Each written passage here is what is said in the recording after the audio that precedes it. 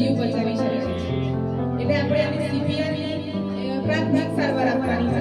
એના માટે દર્દી અચાનકથી કોઈ ડોક્ટર તો હાજર હોય નહીં, અચાનક કોઈ પણ જગ્યાએ બેભાન થઈ જાય, હૃદય બંધ થઈ જાય, તાત્કાલિક સારવાર ડોક્ટર હાજર ના હોય તો દવાખાને ના લઈ જવાય. તો એ સમયે આપણે જે વ્યક્તિ જોડે ઊભા હોય એ એને CPR આપી શકે છે. તો CPR બીજા પર એ જગ્યાએ સેવાડી લેવાનું, હાથ પગને જમીન